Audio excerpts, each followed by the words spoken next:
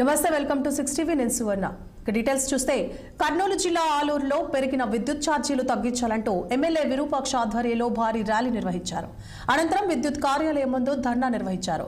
6 నెలల్లో 15,000 కోట్ల పైబడి పెంచింది అన్నారు. ఇక కరెంటు ఛార్జీలు సామాన్య ప్రజలపై భారం మోపితే ఎలా అని ప్రశ్నించారు. వారు అధికారంలోకి వస్తే ఎలాంటి ఛార్జీలు పెంచనని చెప్పిన చంద్రబాబు నేడు మాట తప్పారని అన్నారు. 72 కోట్లు పెంచినారు ఈ చంద్రబాబు నాయుడు, ఈ కూటమి ప్రభుత్వం. ఎందుకంటే ఈ కూటమి ప్రభుత్వము బాధలకే వచ్చింది, కానీ ప్రజలు పరిపాలన చేసే కాదు అసలు. మళ్ళీ ఇప్పుడు జనవరిలో దాదాపుగా 9,142 కోట్లు మళ్ళీ పెంచిపోతున్నారు. దాదాపుగా ఈ 6 నెలల కాలంలో 15,485 కోట్లు కరెంటు ఛార్జీలు ప్రజల మీద భారం మోస్తే మీరు చెప్పింది ఏం చెప్పినారు?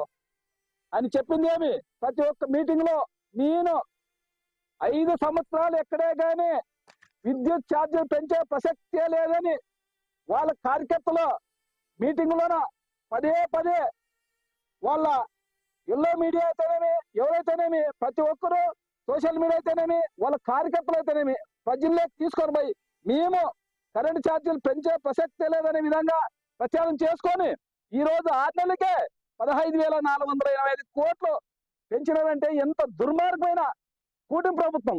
నవంబర్లోనే 6,072 కోట్లు పెంచినారు ఈ చంద్రబాబు నాయుడు, ఈ కూటమి ప్రభుత్వం.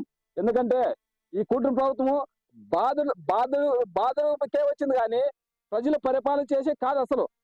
మళ్ళీ ఇప్పుడు జనవరిలో దాదాపుగా 9,142 కోట్లు మళ్ళీ పెంచిపోతున్నారు. దాదాపుగా ఈ 6 నెలల కాలంలో ముఖ్యమంత్రి రేవంత్ రెడ్డి ఢిల్లీ చేరుకున్నారు.